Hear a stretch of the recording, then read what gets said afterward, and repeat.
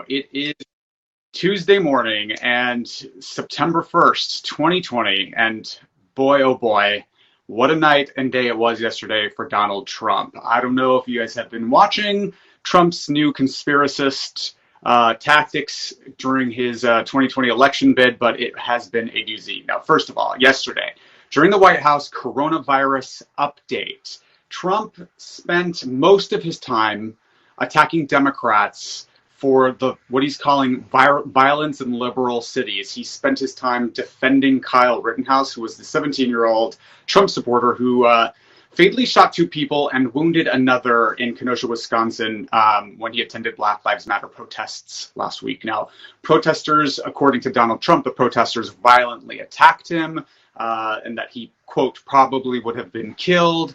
Quote, he was in very big trouble.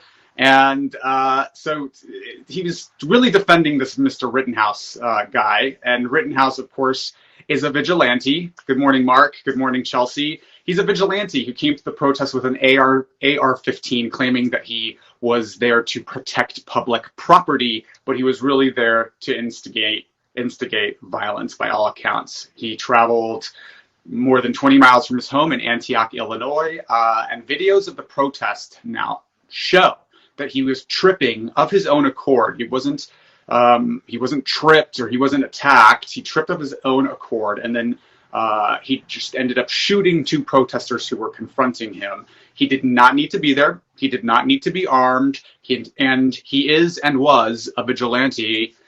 He killed two people without justification, and there's no evidence that he was in trouble, or I should say that his life was in danger. So videos of the protests show that. The president is also blaming the civil unrest in Democratic cities on left-wing political violence, completely ignoring that Rittenhouse is a radicalized right-wing Trump supporter, and that the right-wing extremist groups like the Boogaloo Boys have been infiltrating these protests to basically instigate violence. Now, Trump is also totally defending the large caravan of Trump supporters and members of a far-right group called the Patriot Prayers that brought paintball guns and pepper spray and mace to counter protests in Portland. He dismissed this and said that paint is a defense mechanism, ignoring that he is escalating tensions in these cities. In fact, he spent most of the press conference blaming Democrats and accused Biden of using Mafia talking points, quote, Mafia talking points to incite violence. Goodbye, Fireplace Precious. It was nice to see you this morning. So, Mafia talking points to incite violence. This is very, very rich because it's funny because Trump is accused of having millions of dollars of financial entanglements with Russian oligarchs. He won't release his tax returns because of what people suspect is that the tax returns will show that he's got some shady or fraudulent business dealings. Of course, he is being investigated for fraud. That is why the Manhattan District Attorney has won the case to obtain his tax returns. He, claims he can shoot someone on Fifth Avenue and get away with it. He commits crime and personally benefits from the presidency. And it's really important to note when he calls Biden and accuses Biden of using Mafia talking points. This is very, very interesting because everyone else in the Western world is already on to Donald Trump. In 1987, Trump's bid to build the first casino in Sydney, Australia, was actually rejected, and the reason given was that they were concerned about his links to the mob in 1987. I'll also note that 1987 was the first time that Donald Trump took an all-expense-paid trip to Russia on the expense of the Russian government during a time when Russians were seeking to recruit Americans for further their intelligence purposes. So that's neither here nor there. The Republican-led Senate Commission on the 2016 presidential election, apparently, we got news yesterday that Trump's ties to Russia were not fully investigated during that investigation. That Rod Rosenstein at the time opted to not go into Donald Trump's personal business dealings with Russia, which is very curious. So that was shut down. So the Mueller Report, the Republican-led Senate intelligence briefing. All of these reports that came back, the 17 intelligence agencies that said that Russia interfered with the 2016 presidential election and is interfering with the 2020 presidential election, none of these reports have really investigated what Trump's ties to Russia are. And so we will be curious to see what is evidenced in those tax returns. By the way, Groovy John says it looks like Trump has been grooming Trump to be an agent. That is what some people say. He has been taking trips on the expense of the Russian government to Russia since 1987. He was doing so with the assistance of the KGB, which is the Russian intelligence unit, and very deadly, might I add. So Trump accusing Biden of using Mafia talking points, it's pretty rich. So, by the way, this was at a coronavirus, this whole diatribe about Democratic left-wing cities descending into chaos was at a coronavirus update briefing, which he barely touched on. And by the way, the U.S. now has more than 6 million cases and 183,000 deaths. But again, anything to distract you and me and everybody from the massive failure of the coronavirus, the federal coronavirus response, and to blame protests on Democrats and frame this as Joe Biden's America. Now, this is the new Republican strategy, to frame the violence that's happening as Joe Biden's and America. Mr. Trump, you are the president of the United States. You may have lost the 2016 election by 3 million votes, but like it or not, the current unrest is happening on your watch, and the violence in American cities is happening under your watch. And it's, by any account, is not Joe Biden's America. And it's unsurprising that he refuses to take any accountability for this, for any of his failings. He spent weeks downplaying the coronavirus. On March 13th, I know, because it's my birthday, he said, quote, "I don't take any responsibility at all for the lack of testing and for the lack of the federal response that resulted in the U.S. leading the world in cases and continuing to suffer 6 whopping months later without any coordinated federal response at all." So while the rest of the Western world has been able to get a hold of the virus, we are still here suffering without a real plan by the federal government. So he tried in March, of course, to also blame the coronavirus on President Obama, even though it was Donald Trump that dismantled the federal pandemic response agencies that President Obama put into place. So it's unsurprising that he would now blame the violence happening under his watch on Joe Biden.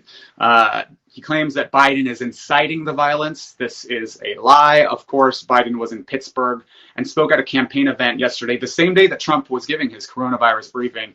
And during this press conference, he condemned the violence happening in these protests. I want to quote Joe Biden directly. Biden, "Looting is not protesting. Looting is not protesting. Rioting is not protesting. Setting fires is not protesting. None of this is protesting. It's lawlessness, plain and simple. Violence will not bring change. It will only bring destruction. It's wrong in every way." That's direct quote from Joe Biden. On Monday night, Biden released a statement urging Trump to join him in denouncing all types of violence, not just the violence that benefits him, that doesn't benefit him politically. And Biden accused him of being too scared to call for violence to end. He says, quote, "The president," Joe Biden, this is a direct quote, "the president declined to rebuke the violence. He wouldn't even repudiate one of his supporters who was charged with murder because of his attacks on others," Biden said. Now, this also has Portland Mayor Ted Wheeler chiming in. Ted Wheeler, of course, is the mayor of Portland. Portland has been getting a lot of attention, a lot of attacks from the Trump administration. The Trump administration sent federal agents to Portland to instigate violence and unmarked cars. They were disappearing people without proper Miranda rights. And we know that President Trump was also beating down protesters in front of the White House earlier this year, a couple months ago, gassing them so that he could take a photo op. These were peaceful protests. And Portland's getting a lot of attention for some of the violence that's been happening there. And Portland Mayor Ted Wheeler said on Sunday night, he accused Donald Trump of inciting the violence. He says that Trump is deliberately inciting the violence, saying that, quote, "What America needs is for you, Donald Trump, to be stopped." He says, "You've tried to divide us more than any other figure in modern history, and now you want to stop the violence you helped create. President Trump, You bring no peace. You bring no respect to our democracy. Do you seriously wonder, Mr. President, why is this the first time in decades that America has seen this level of violence? It's you who have created the hate and division. It's you who have claimed white supremacists are good people. End quote. That's a quote from Portland Mayor Ted Wheeler. Good morning, Paul Matson. Good morning, Eva. Why is it that Eva Newberry asks, why is it that no matter what Trump does, no laws officials seem to get involved? That's a great question. We do know that the president of the United States cannot be indicted while a sitting president. That could be some of it. That could also be that Trump has installed attorney generals and head law enforcement agency officials who do his personal bidding rather than execute the law. So Falguni Patel says, it's scary how brainwashed his followers are. We need to vote or we will have another 4 years of this unrest. I'm going to move back to England if he is selected. Interesting that you use the word selected and not elected.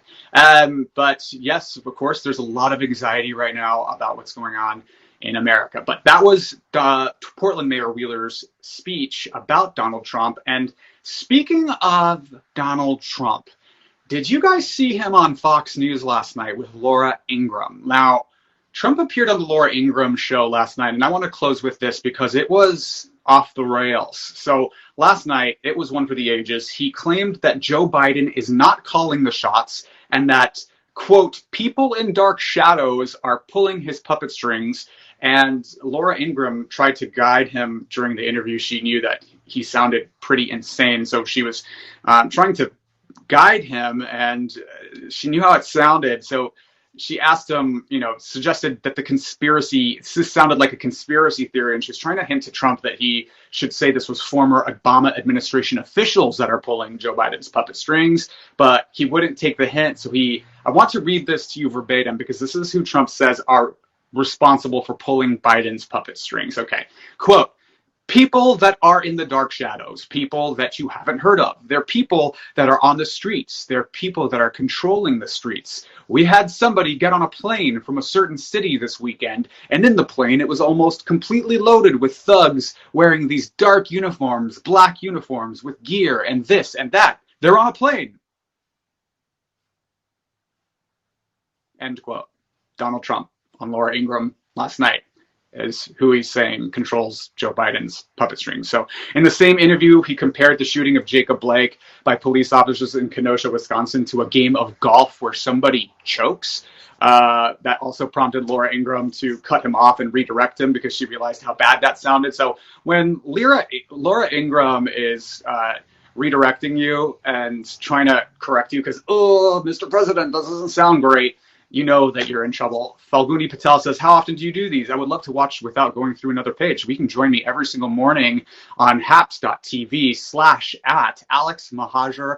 This has been the AM Report with Alex Mahajer for Haps News, the network of now. Weekday mornings at 7:30. Please join us for your political news and headlines. Thank you for joining. If you like this content, please consider buying me a cup of coffee. Again, haps.tv/@Alex Mahajer. It's been a pleasure, and we'll see you tomorrow morning.